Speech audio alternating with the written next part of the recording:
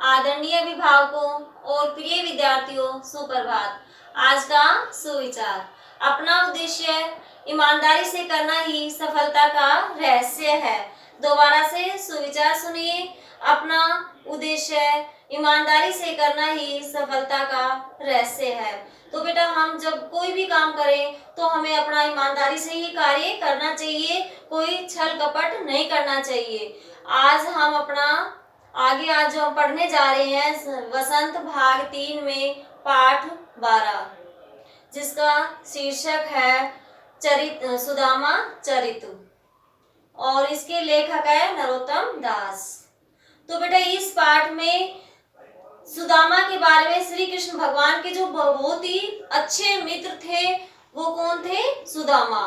तो इस पाठ में श्री कृष्ण और सुदामा का ही वर्णन है कि सुदामा श्री कृष्ण के पास जाते हैं जब उसकी बहुत ही गरीब होते हैं सुदामा, कि उसकी स्थिति इतनी गरीब होती है कि उनके पैरों में जूती तक नहीं होती है, और जो शरीर में तन में कपड़े तक भी पूरे नहीं होते हैं, इतना ज्यादा गरीब होते हैं। तो वो सहायता लेने के लिए अपने मित्र श्री कृष्ण भगवान के पास आते हैं, और फिर उसके बारे में इस पाठ में सब कुछ बताया हुआ है। वो जैसे भी आते हैं, कैसे श्री कृष्ण भगवान उनका स्वागत करते हैं, और क्या क्या उनको जब वो वापस जाते हैं तो अपने गांव की ओर जाते हैं तो क्या उनको दान में देते हैं, क्या उनकी सहायता करते हैं। इस पाठ में ये सब बताया हुआ है। तो पाठ शुरू करने से पहले कुछ शब्दों के अर्थ बता देती हूँ, फिर हम पाठ पढ़ेंगे। तो देखिए बेटा, पहले इसमें फर्स्ट है पगा पगड़ी, जंगा ढीला कुर्ता, आही है, लटी लटकना, उपाहने जूता, द्विज ब्राह्मण, चकी सो चकित या विस्मित, वसुधा पृथ्वी, अभिरामा सुंदर, जोए ढूंढना, पाछली पिछला, पुलकनी खुशी, पटवनी भेजना या विदाई, मझायो बीच में, सुहावत सुंदर या भला लगना, पन्ही जूता, महावत हाथी वान, जुरत जुटना या प्राप्त होना। तो ये हमारे कुछ मैंने आपको कठिन शब्दों के अर्थ बताए। आइए अब अपना पाठ शुरू करते हैं। हाँ, तो बेटा देखिए, शीश पगान है जंगा तन में प्रभु, जाने को आही बसे के ही ग्रामा, धोती फटी सी लटी दुपटी, अरु पाए उपाहने को नहीं सामा, द्वार खड़ो द्विज द्रुबल, एक रहो चकीसो वसुधा अभिरामा, पूछत दीन दयाल को धाम, बतावत आपनो नाम सुदामा। तो इसको बेटा हम ऐसे शुरू करेंगे कि प्रस्तुत काव्यांश नरोत्तम दास द्वारा रचित सुदामा चरित्र से लिया गया है, और इन पंक्तियों में क्या है कि सुदामा सहायता लेने के लिए श्री कृष्ण के पास जाते हैं, ढूंढते हुए उनके महल को उनके पास पहुंचते हैं। तो देखिए उनकी जो स्थिति होती है उस स्थिति के बारे में इसमें बताया हुआ है कि शीश पगान है जंगा, कि शीश मतलब सिर पर पगड़ी नहीं है, और जंगा तन में, और तन पर कुर्ता नहीं है। हे प्रभु मतलब हे प्रभु, जाने को आई बसे के ही ग्रामा, पता नहीं कहाँ से आए हैं और कौन से गांव से, ग्रामा मतलब कौन से गांव से आए हैं। धोती फटी सी लटी दुपट्टी, उनकी धोती फटी हुई है, और जो अंगोछा है वो क्या है कि लटका हुआ है। दुपट्टी मतलब एक अंगोछा ही बोलते हैं, या एक टावल टाइप में जो होता है वो जो अपने सर पे डाल लेते हैं वो। तो अरु पाए उपाहने को नहीं सामा, और उनके अरु का अर्थ है और पाँव में जूते भी नहीं है। उपाहने मतलब जूते भी नहीं है। द्वार खड़ो द्विज दुर्बल, एक रहो चकीसो वसुधा अभिरामा, और वह ब्राह्मण दुर्बल ब्राह्मण, द्विज ब्राह्मण दुर्बल मतलब कमजोर ब्राह्मण द्वार पर खड़े हैं और पृथ्वी की सुंदरता को देख रहे हैं। पूछत दीन दयाल को धाम, बतावत अपनो नाम सुदामा, और वे दीन दयाल मतलब भगवान श्री कृष्ण के निवास स्थान को पूछ रहे हैं, अर्थात आपके निवास स्थान को पूछ रहे हैं और अपना नाम सुदामा बता रहे हैं। तो ये था हमारा इसका। आगे देखिए, ऐसे बेहाल बिवायन सो पग कंटक जाल लगे पुनि जोए, हाय महा दुख पायो सखा तुम आए इते न किते दिन खोए। देखी सुदामा की दीन दशा करुणा करी के करुणा निधि रोए, पानी परात को हाथ छुओ नहीं नैनन के जल सो पग धोए। जब ये समाचार जो उनके श्री कृष्ण भगवान के द्वार पर उनके जो वो खड़े होते हैं देखने वाले या उनके रखवाले जो खड़े होते हैं, जब श्री कृष्ण भगवान को ये सब बताते हैं कि एक गरीब ब्राह्मण आए हैं और वो अपना नाम सुदामा बता रहे हैं, तो ये जानकर श्री कृष्ण समझ जाते हैं कि उनका परम मित्र सुदामा आया है। तो वो दौड़ते हुए जाते हैं और उनका जो हाल है, बेहाल मतलब बुरा हाल, और बिवाइयाँ उनके पैरों में जो बिवाइयाँ फटी हुई है और जो पैर कंटक जाल लगे और पैरों में कांटों का जाल लगा हुआ है। तो इस स्थिति को देखकर श्री कृष्ण भगवान कह रहे हैं सुदामा को, हे मित्र, आप इतने दुखी हुए हो, तुम आए इतने न कितने दिन खोए, तुम इतने दिन से क्यों नहीं आए, पहले ही कहाँ थे इतने दिन से, मतलब कितने दिन खोए, इतने दिन से कहाँ थे। देखी सुदामा की दीन दशा करुणा करी के करुणा निधि रोए। और इस प्रकार सुदामा की दीन दशा देखकर करुणा के विधाता श्री कृष्ण भगवान भी रोने लगे। उन्होंने श्री कृष्ण भगवान ने सुदामा के पैर धोने के लिए परात में पानी मंगाया था, लेकिन क्या है कि पानी परात को हाथ छुओ नहीं। उन्होंने परात में जो पानी मंगाया था उसको छुआ तक भी नहीं।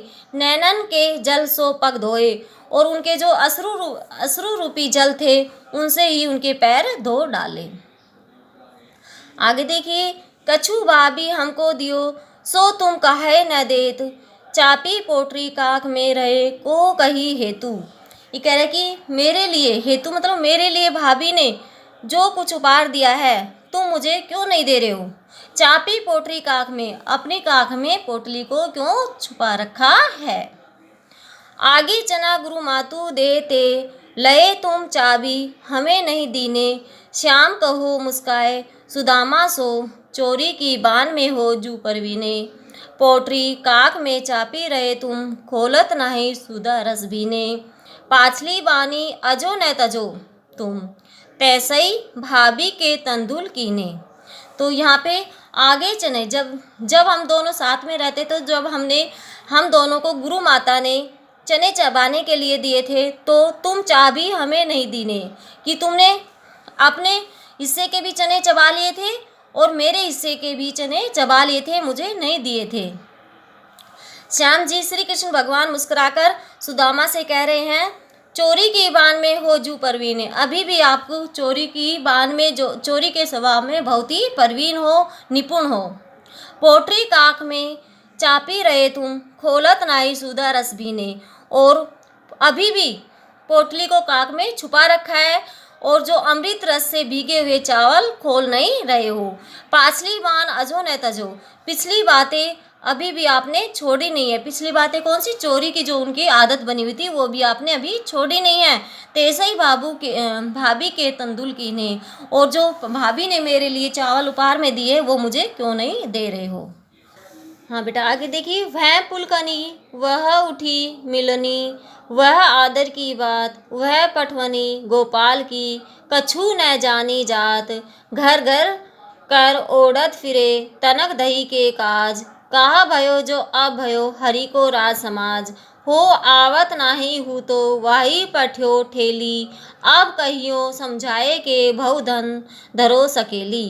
तो जब यहाँ पे सुदामा अपने गांव की ओर वापस लौट रहे थे, तो ये सोचते हुए लौट रहे थे कि वह पुलकिन कि श्री कृष्ण भगवान प्रसन्न होकर आए जब वह उसके द्वार पर गया था सहायता लेने के लिए, और वह उठी मिलनी और उठकर गले भी मिले, और वह आदर की बात, और उन्होंने बहुत ही आदर सम्मान की बात भी की। वह पटवनी गोपाल की कछु न जानी जात। और इस प्रकार जब विदाई, पटवनी मतलब विदाई के समय उनको कुछ भी नहीं दिया, तो इस प्रकार श्री कृष्ण के मन में क्या चल रहा है यह मैं कुछ भी नहीं जान पाया।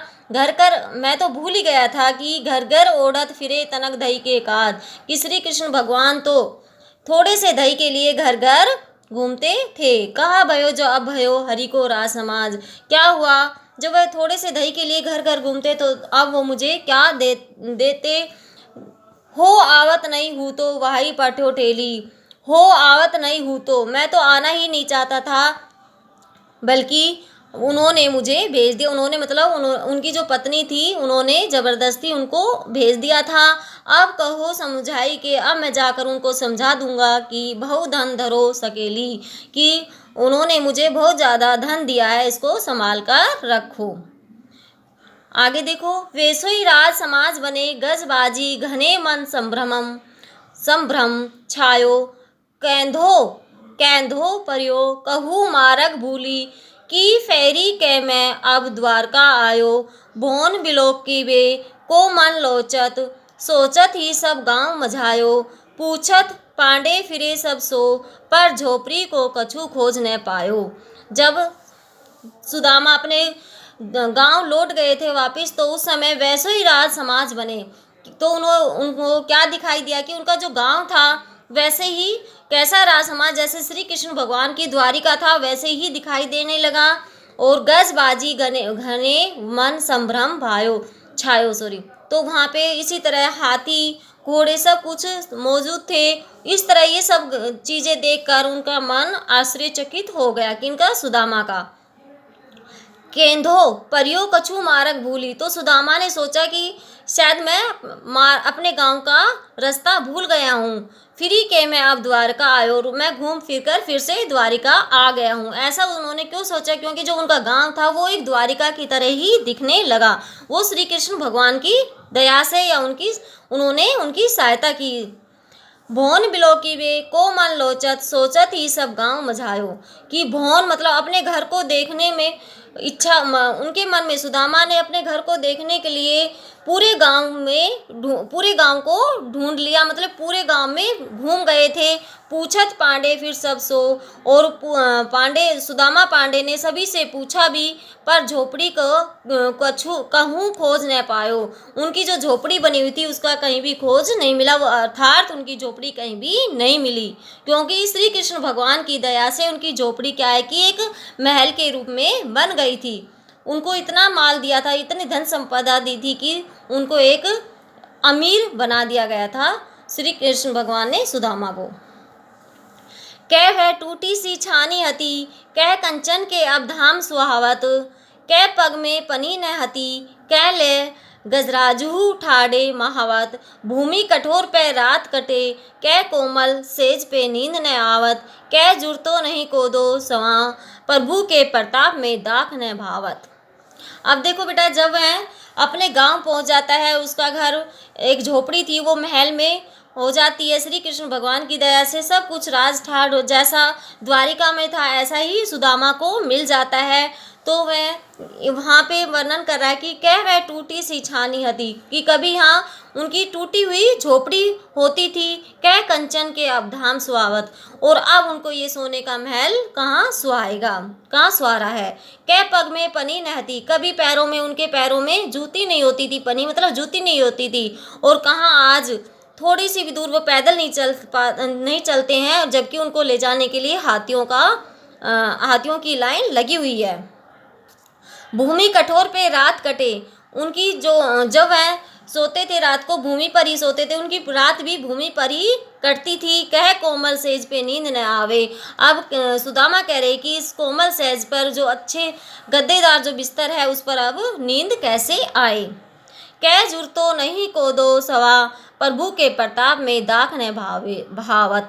तो यहाँ पे कह रहे कि कह जुड़तो नहीं को दो सवा, कि ढूंढने पर कोड़ो और सवा के अनाज तक का भी नहीं मिलता था। प्रभु के प्रताप में, प्रभु के भगवान के दुख में दाख न भावत। इस तरह प्रभु से अलग रहने पर दाख मतलब हमारे जो क्या बोलेंगे उसको किसमिस अब कैसे भावे।